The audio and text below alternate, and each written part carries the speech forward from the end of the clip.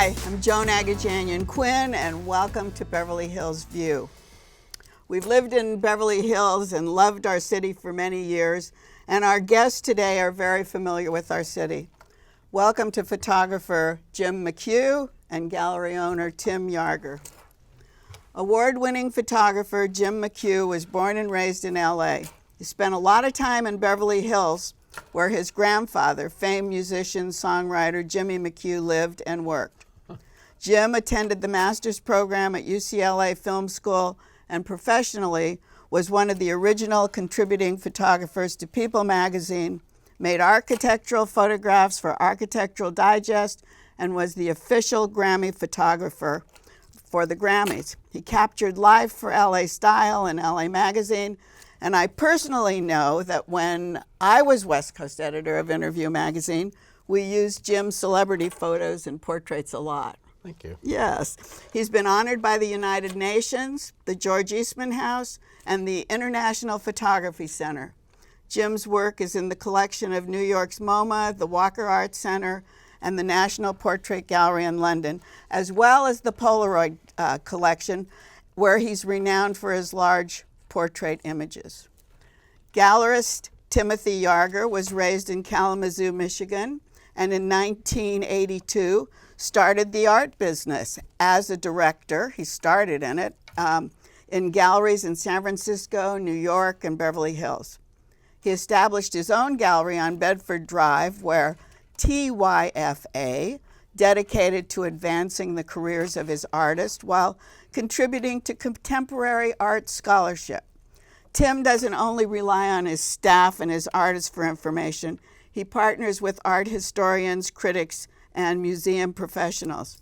So Tim, where did you go to college, and was that your idea of being in the art business? Where was your career path going? Well, I went to the University of Michigan in Ann Arbor. Oh, you did? And in the mid-'70s, I didn't realize that there was a career path in the arts or art gallery business. There probably wasn't in the 70s, right? Well, that's true. It was just beginning, really. But I went to the University of Michigan in this field of urban and regional planning, really about societies and culture. But I was also a musician, so I played trumpet in the symphony and dance bands at the University of Michigan. Oh, you did? So you come from a background. Do you look for that in your artists? Well, I think the foundation is creativity and engagement in the creative arts, wherever it comes from. So music, painting, theater, performing arts, literary arts, all are rooted in the qualities of people that I look at. It's interesting because I know Jim's background comes from music too, but it informs, I think, what he's doing, doesn't it, Jim? Very much, than actually being a musician. So it actually informed your work. Absolutely. And the kind of irony of meeting Jim and finding about his connection to music, one of my favorite trumpet players is Chet Baker. And the song that it made very famous, Let's Get Lost, is a song that I still play today in the privacy of my living room. Oh. And Jim McHugh wrote that, Jim's grandfather. Isn't that great? Yeah. Yeah, it's one of my favorite songs, actually. Well, yeah, I think wonderful. we all so love Los Chet Angeles. Baker, don't yeah, we? so Los Angeles. Exactly. Yeah, really. So, well, who did you go to work for then? What did you do when you came out of the university? Well, I was going to go to graduate school, but took a trip to California for a little holiday and got involved in an art gallery in San Francisco. That's 1982. That was the first you'd done anything in art? Well, actually, one of my good friends in college inherited an Alexander Calder gouache on paper. And he sold it when we both graduated from college to pay for graduate school. Oh. And it was my first experience where art and commerce intersected. That's a really good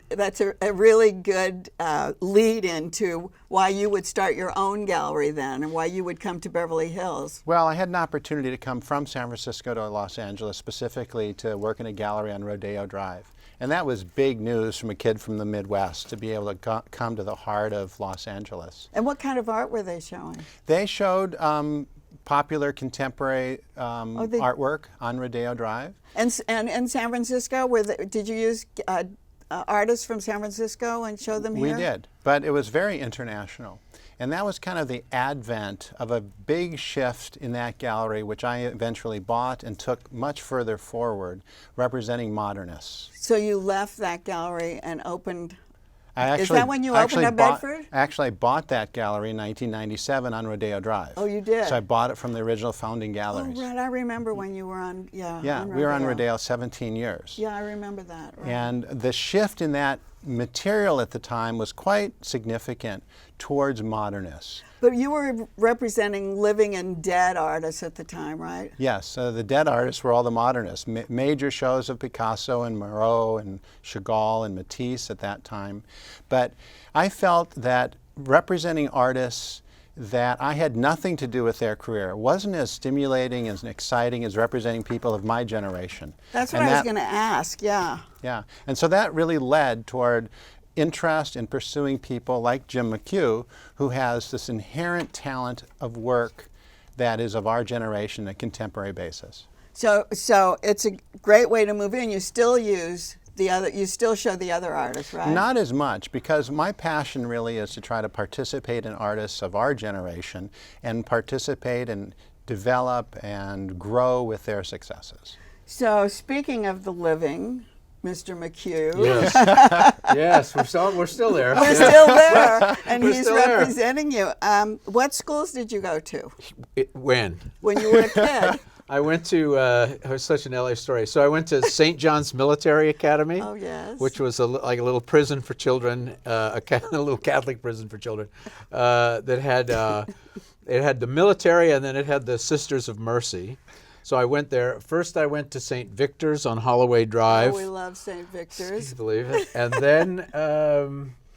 then we went away. Where did I go? Then we went away. We went to Europe. We lived in Europe for a long time when I was young. Oh, you did? My stepfather was a screenwriter, and so we lived in Germany for a while, and then we moved to Rome, and we were there for 4 years. Oh, wow. So you weren't following in your father's footsteps. Was he a musician? No, my father was an agent.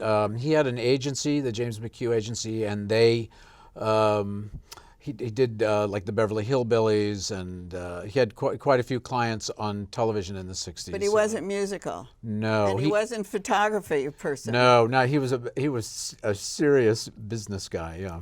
So how did you get into cameras? I mean, when did you pick up your first camera? Well, I was waiting for you to ask. When you have a big camera now. I was waiting. Well, this is a little camera. I don't think it's like that, right? It's funny. I just posted on Facebook last night. I have this picture of me in Rome with this German camera.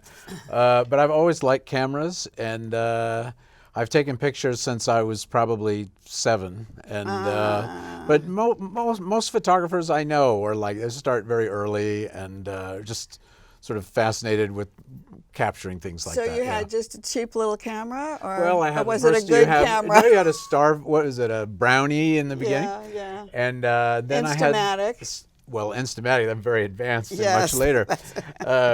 I had some kind of German camera that I bought. It was like $25, and it had one of those little brown leather cases and everything. I thought, oh, I'm happening. Well, were you happening in Europe? Yeah, I took were pictures all over Europe when I was a kid, yeah. We'd go on these walks in Rome. In fact, the pictures I took then, they're probably a little better than the ones I took today, but they're exactly the same pictures. Just like old buildings. I have like a lot of old buildings. So, and you started doing buildings here, and you were doing work for Architectural Digest. You did a lot of commercial work. Because I did do a lot of commercial work. You really did, which is great. I mean, I think that's what photographers want to do.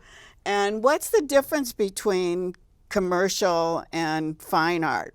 When did the fine line come in? When they stopped calling. No. Commercial, when they stopped paying or sending you the checks, right? I think, do you know, a number of years ago, many of the magazines did big changeovers, and so that kind of thing where, say, I worked for People magazine for 25 years. But they were all photographs of people today. Celebrities, I've done a lot of celebrity photography. But then I really wanted to make imagery.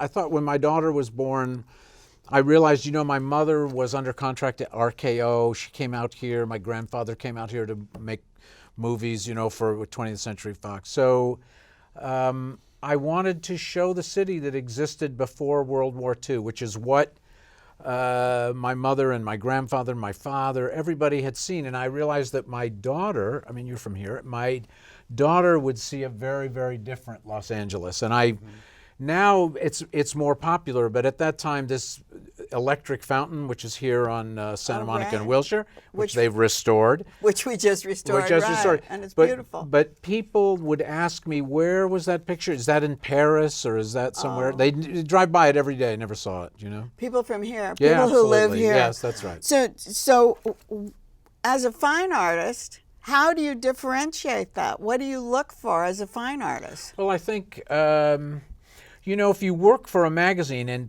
or commercially, and there's certainly nothing wrong with this, but if you say you have to photograph the person with their hat, without their hat, with their wife, without their wife, make in color, in black and white, because there's a laundry list of, and Joan, don't forget to ask him, you know, that kind of interview thing. And the art director wants a different view. Absolutely. Yeah, so someone's dictating. If you go out by yourself, it doesn't have to work out. You can just go out, you can play around, it's fine. You can listen, it's like you listen to a different voice, you know? And Tim, you represent photographers. What's the difference? What do you look for in a photographer? And because you don't want to show commercial work, I don't think. Maybe you do. No, I don't. Maybe you show commercial work. I think that the distinguishing factor for me in photography is there's a narrative. That the artwork through photography represents something that is storytelling. And that's part of what Jim's work is so distinctive for. Right. It tells a story. There's an inherent quality. And the quality in Jim's work in this kind of cinematic noir portraiture of Los Angeles architecture suggests such a history and who lives there and what's the building like now, and it's engaging visually, and that's what distinguishes photography for me. You show other photographers besides Jim McHugh. You have a show coming up at your gallery with another photographer. What kind of work does he do, and how does it differ from what Jim does? Or is it the same? The three primary photographers that represent are all very different in imagery. Different aesthetic, different kind of tone, different personality. All represent who the artists are. And I think that's what's so exciting to represent contemporary artists, is that every individual artist has their own cachet and their own personality and their own view of the world. So, Jim, do you hang out with these other photographers? Photographers don't like each other. No, absolutely because, not. You know, because it's people are always true. trying to introduce me to photographers. That's not true, but I mean, artists hang out together because artists have different takes on things, right? One's a sculptor, one's a painter, one's a ceramist. But you guys all have a camera. Well, we do hang out. It depends. I mean, there's different people and different sorts of things, but and then everybody's busy. Everybody's working and that sort of thing. You work in a lot of like subjects in mind, like we were talking about, which is, I guess, the lead-in for your own art photography.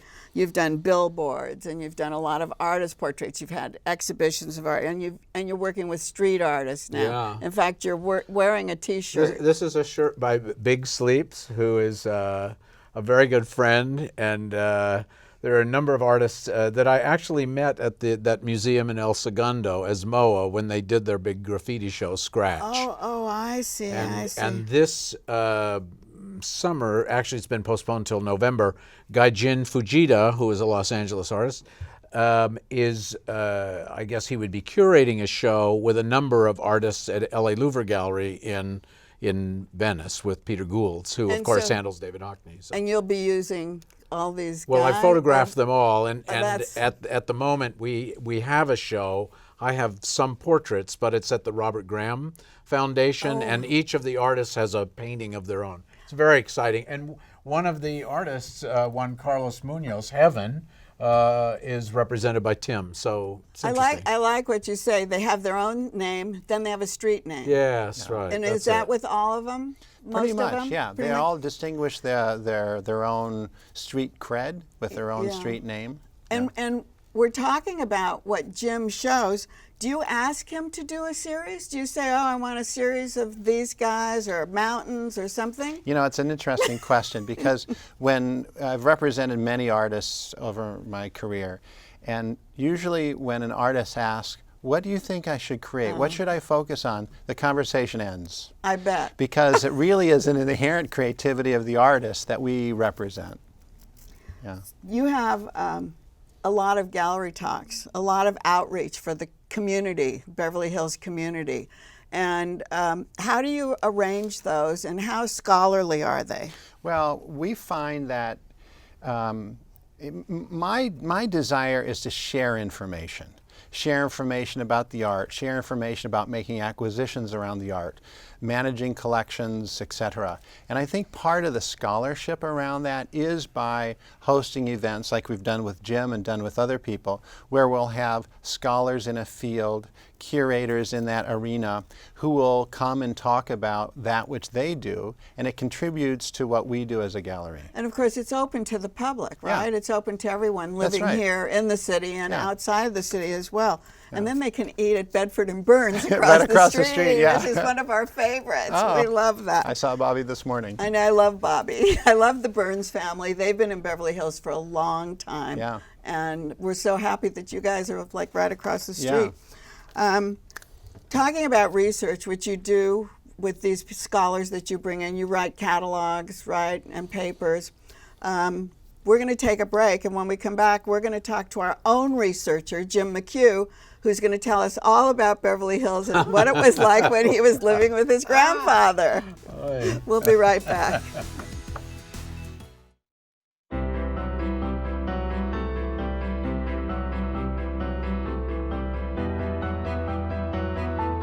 Body language can tell you all sorts of things. Like someone is having a stroke. Know the sudden signs. Learn fast. Face drooping, arm weakness, speech difficulty. Time to call 911 and get them to a hospital immediately.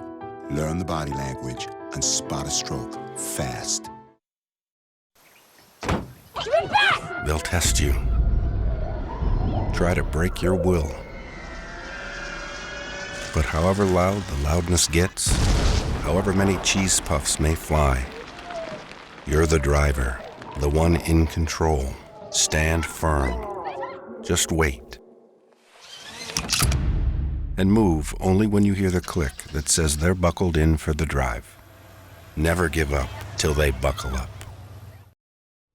Hi, I'm Joan Quinn, and welcome back to the Beverly Hills View. I'm with Timothy Yarger, who has a gallery on Bedford, and Jim McHugh, who has photographs all over the world.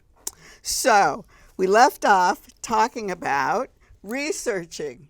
And I think we went through all your archives and we've researched Beverly Hills to a Q, right? We have. And so let's start with your grandfather, Jimmy McHugh, who Okay. has written numbers of songs. I'm in the mood for love, Sunny Side of the Street, I Can't Give You Anything But Love, Baby, It's a Most Unusual Day, Exactly Like You, Down South American Way. Anyway, many songs. Does this make your life And Let's easier? Get Lost. Does this make your life easier? Well, music goes on. What can I Music say? does go on. But where did he live? He lived at 709 North Sierra Drive. And do you know, that when I was working for People magazine in the 90s, we did a story, a wedding story, and we shot weddings all over the United States. And they called and said, there's a wedding on Saturday. Let me give you the address, 709 North Sierra Drive. It wasn't. It was. And who's that on And in the screen? back of the house, in the pool cabana, which I remember so well, was this stereo, and it said stereophonic, made for Jimmy McHugh. And they'd left this sort of plaque, or It was still there. It was still there, which is great. and I ripped it out of the wall and took it.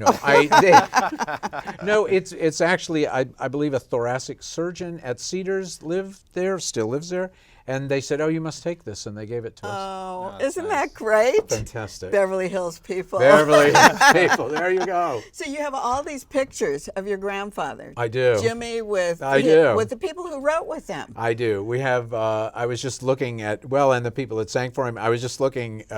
Who sang his songs Yeah, too? so Right. we have Frank Sinatra and Dinah Shore and Dean Martin. We have Shirley Temple. They did a picture for Fox. But who did he write with? Dorothy. He wrote with Dorothy Fields, and he wrote with Johnny Mercer, and he wrote with Harold Adamson. He and Harold Adamson wrote many, many songs together, Warm and Willing, a lot of songs in the late 40s and 50s. And they were working for the studios then, I guess. They would work for the studios, or they would work for themselves. And my grandfather started as a song plugger and a pianist at the Boston Opera House. Oh, because he was from the East Coast. And so he had gone to New York, and he was the first musical director of the Cotton Club in Harlem. Oh, I didn't And know. Oh, how interesting. We're delving into So archival. it was run by a gangster, an Irish gangster by the name of Oney Madden. And it's interesting to note that Oney Madden and my grandfather's father were both from the same town in Ireland. Oh my gosh. Oh. So that gives you a sense of the importance of the musical ability. Wow. So then he met Dorothy Fields there, and there were no women songwriters at that time. That's why I wanted to bring her name up, because that's really important. So he had come from Boston. Many of the songwriters there, George Gershwin and people like that, had been to the conservatory. They were great musicians and composers. Jimmy had sort of scuffled his way up from the hard. Oh, he wasn't. city. Was he No, trained? I mean, he was trained in a way, but not like they were in New York. In school? Not in schools? So he met Dorothy Fields, who was a school teacher at the time, whose parents or father Fields had a big vaudeville show, and he said, you and I should write songs together. And they wrote On the Sunny Side of the Street, I'm in the Mood for Love, I Can't Give You Anything But Love, Baby. And I Can't Give You Anything But Love, Baby was rejected from the show that it was written for, and 2 years later it was put in another show on Broadway, and of course became the great song of all times. And she wrote the words. She wrote the and words. he wrote all the That's right. music. That's right. That's so fantastic. There's a picture of Jimmy and the car that you were talking about. It's a car. It's about the size of his house, I'm sure. And his first house that he bought was on Maple Drive in Beverly Hills, and this gigantic, it's either a Packard or a Cadillac, some car like that. But there's also a picture of him in New York with yet another gigantic car that he bought. And you have a picture of some of the sheet music, because you said you I have do. all that. We have all the original archival material. So we have I'm in the Mood for Love, his song original. sheet, Sunny Side, Coming In on a Wing and a Prayer, which was a big hit with Bing Crosby during World War II, raising money. And then we have, It's you'll great. probably show, we have he and Luella this. Parsons and, isn't that great? Yeah. And that's actually the British song sheet of On the Sunny Side of the Street. Oh, so it went all over the And world. that's Tommy didn't it? Dorsey. It was all over the world. Everyone God, was huge, all over yeah, huge, yeah. So let's talk about your life. Okay. First of all, let's talk about Dinah Shore, because she lived on Oxford. Can you believe that? Yeah. Oh, they tore her house down. I was so sad. I used to watch it every morning as they would Awful, build isn't it? Awful, yeah. But you Beverly have Hills. pictures with Dinah and Jimmy. We have pictures of Dinah, Jimmy, and Dean Martin. He was known for his parties, and he had a huge Olympic-sized swimming pool and a huge living room and a huge dining room and then a tiny little bedroom upstairs where he lived. It was so very funny. Let's talk about your visiting him. What are the things you remember coming to Beverly Hills? You said Milton Christ, which I remember. Oh my God, we can't go down this road. We'll never stop. Cotillion. Oh God, I would go to the Cotillion at the Beverly Wilshire Hotel with Steve Peck and Carrie Peck. It was then Carrie Paul Peck, and learned to dance. Right. Crazy. And what about Hot Fudge Sundays at Milton Christ? Completely. And they were open late. Were they open all night or very late or something? Such a like great that? place on the corner of Rodeo and Wilshire. And then the toy store that you kids used to go Uncle to. Bernie's Toy Menagerie, a must. And Luella Parsons, who went out with my grandfather for a very long time, would say, go to, this is the sad life of Jim McHugh. Anyway, I shouldn't even say this. So she would say, go to Uncle Bernie's Toy Menagerie and pick out something. Oh, just So that was sad. I have to tell you, you shouldn't even get me started. So Christmas at Luella Parsons, Oh, if your yeah. viewers don't know. she was on Maple, right? On Maple, Yeah. 702, I think. So in one room would be lingerie, and it would be just, and in another room would be perfume. People would give her those things, right? And in another room would be jewelry. And secretaries would go by with clipboards to make the thank you notes and write down what everything was. Up the stairway would be sweaters. So much for fair journalism. Just crazy. And one time, this is funny. So one time, she's at the Beverly Hills Hotel, and in comes Elvis Presley, and she wrote a very nice article. Everybody was kind of trashing him, and she said, oh, I met him. I thought he's very nice. So he was so grateful for that, and he went up and he said, oh, Mrs. Parsons, I want to thank you for this great review or article. And she said, oh, and she looked down, and he had these blue suede shoes that actually had a picture of him in a little button on the top. And I guess there was kind of a moment there where she looked, and he said, oh, you like them? And he said, I'll get you a pair. Oh, you're kidding. He sent her a pair of these blue suede shoes. And there they were. They were on her mantle at her house on Maple. It's funny. So the Beverly Wilshire was really a magnet for artists and movie stars, but also Good Shepherd, because we went to Good Shepherd. We always go to Good Shepherd on Sunday. Right. And my grandfather, this is terrible, I'm going to go to hell, but my grandfather would like, give me 5 to put in the basket. And sometimes it would go in the basket, and sometimes it wouldn't go in the basket. There would be like Gary Cooper. Ray like Bolger. Gary Cooper. Yeah, like, oh Rosalind my gosh. Russell. Red Skelton. I mean, like, you just say, oh. I know. It was a real magnet, all sitting in the front row. And they're And Ray afterwards. Bolger used to walk up. He used to take the offering, and he would kind of like march up and down the aisle. I'm going like, this is Ray Bolger. Crazy. I mean, right. crazy. And when Carol's was on the corner at Rodeo Drive before they moved over to Cannon, you would see Carol and Company, right? Carol and Company. You would see everybody there, like everybody. Clark Gable, all these people. And they're just walking down the street. You wouldn't even think about it. Well, we're talking local, but also you work, Tim, internationally. Yeah. And so tell us about how that started, because I want to ask you about art fairs, but this is an art fair business, right? You've opened galleries.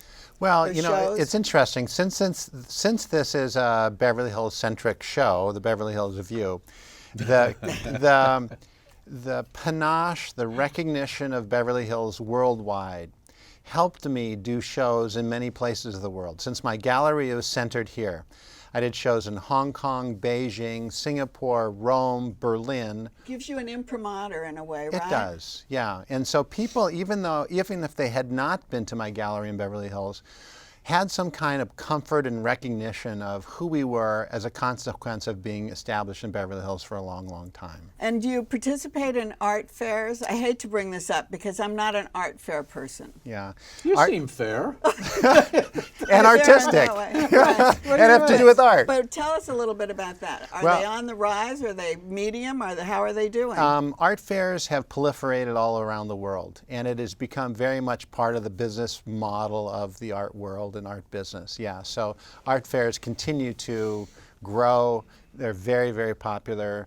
The most renowned is Art Basel, which is happening right now in Basel, Switzerland. It's been going on 60 years, which has also come to America in Miami in December. So do you participate? We do. We participate. We both are exhibitors in many art fairs around the country, and we also provide artists that we represent to other dealers in those fairs. And Jim, do you go to art fairs? I do. Yeah. I go Oh, with you Tim. do? Oh, yeah, Yeah, we've done we've represent- Miami and all over the world, actually. Yeah. Oh, and I don't want to forget, you mentioned the show in El Segundo. You had a major retrospective. I have. The walls were covered from top to bottom. They were. I've it's photographed fantastic. artists over forever, for 30, 40 years. And so they did a huge show that was both my portraits of artists and the artists and their own work. So the painting that David Hockney did of my daughter and I, the photographer and his daughter, yes, was one of the art pieces. It was the main. It was like on Yes. the big wall. So And David's then you very had work. generous that way, you know. He just loaned you the piece just to to- run. yeah, take it, and, yeah. oh, we're so happy. I know, and everyone asks with those paintings, "Oh, did Do he you give own it to you? them? Did they give it to you? Oh, Oh, yes. Here, you forgot your painting." Exactly. He gave me a picture of my painting. Yeah. And talking about that and really having the community understand these things, because in El Segundo, the community comes in, kids come in to look, and they do lectures.